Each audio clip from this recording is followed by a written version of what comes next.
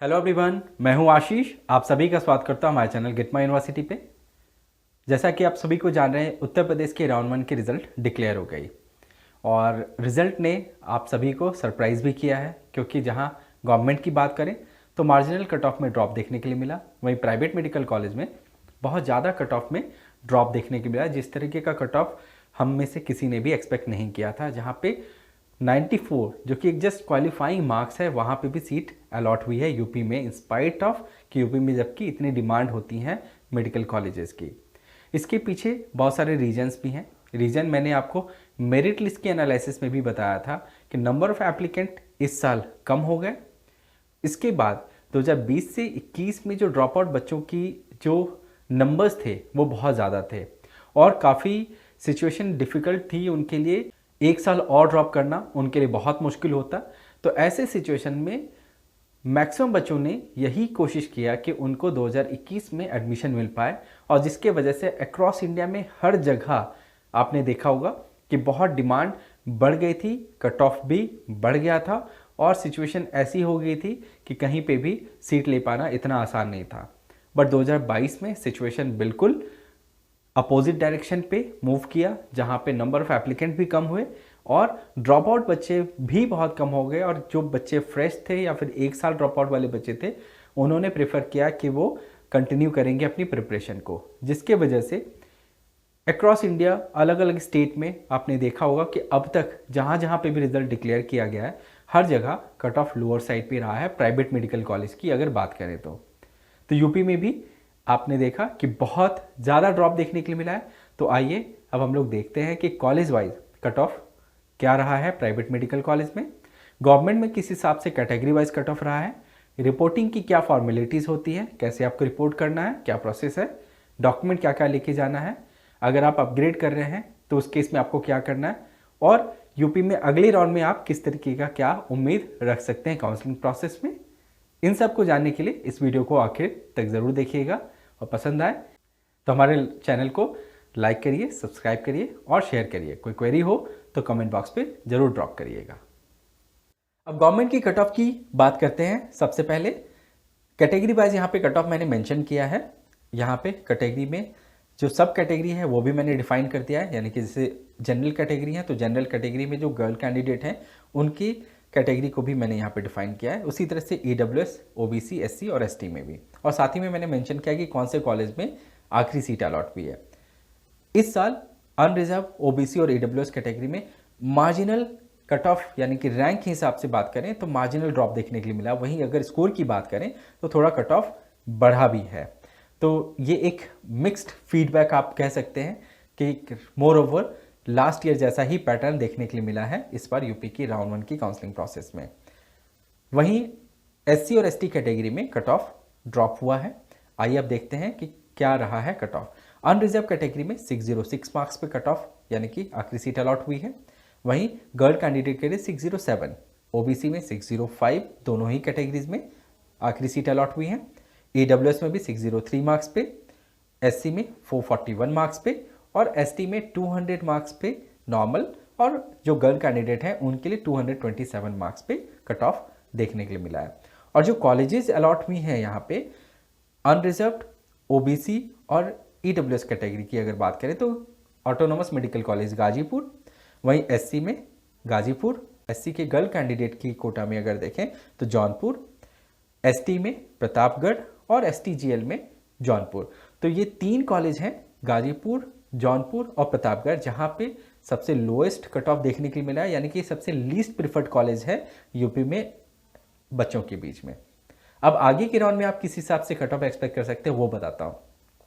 क्योंकि यूपी में काउंसलिंग काफ़ी डिले हो गई है, कई ऐसे भी बच्चे होंगे जो कि ऑल इंडिया कोटा में भी अपने ऑप्शंस को एक्सप्लोर कर रहे होंगे, और जो मिड सेगमेंट में जो कॉलेजेस अलॉट हुए हैं उस रैंक पे ऑल इंडिया कोटा में कई अच्छे कॉलेजेस भी मिल सकते हैं एज कम्पेयर टू यूपी, जिसके वजह से कई बच्चे मूव आउट भी करेंगे जिनकी एक्सपेक्टेशन है बेहतर कॉलेज पाना। तो जिस कंडीशन में मार्जिनल कट ऑफ आप ड्रॉप एक्सपेक्ट कर सकते हैं, आगे के राउंड में बहुत high cut off drop expect नहीं करिएगा, क्योंकि वो विंडो नहीं है, वो क्वेश्चन नहीं मिल पा रहा है जिसके वजह से बैकअप लोग बना पाए। अगर ये एमसीसी के राउंड 2 यूपी के राउंड 1 के बाद में कंडक्ट की जाती तो शायद उस पॉइंट ऑफ टाइम पे लोगों को सोचने का मौका मिलता, तो वैसे केस में ज़्यादा प्लान वे में लोग डिसीजन ले पाते। अब प्राइवेट मेडिकल कॉलेज की कट ऑफ का भी वेरिएशन देखते हैं 2021 की कंपैरिजन में। हर कॉलेज में आप देखिए कि कट ऑफ ड्रॉप हुआ है इस साल, एक्सेप्ट हिंद सीतापुर। हिंद सीतापुर एक अकेला ऐसा कॉलेज है जहाँ पे 9 मार्क्स से कट ऑफ बढ़ा है। स्टार्ट करते हैं श्री राम मूर्ति से। श्री राम मूर्ति में 41 मार्क्स से कट ऑफ ड्रॉप होकर के यानी कि 447 के स्कोर पे क्लोज हुआ है।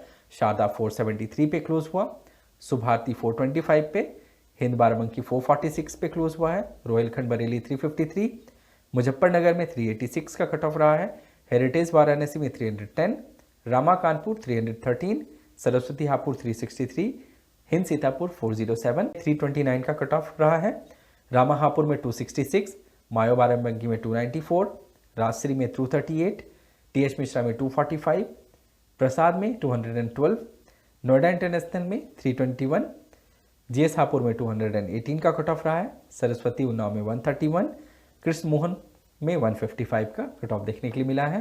कैपिटल जो कि मेरठ में है वहाँ पे 187 का कट ऑफ रहा, यूनाइटेड में 288 का कट ऑफ रहा, वेंकटेश्वरा गजरवाला में 150 और 2 कॉलेज जो कि वरुण अर्जुन और नारायणा है, इनमें सबसे लोएस्ट कट ऑफ देखने के लिए मिला है, वो है वरुण अर्जुन में 103 और नारायणा कानपुर में 94। और वहीं अगर आप माइनॉरिटी कॉलेजेस की बात करें तो तीर्थंकर महावीर में 125 का स्कोर देखने के लिए मिला है माइनॉरिटी सीट पे और 227 पे नॉन माइनॉरिटी सीट अलॉट हुई है।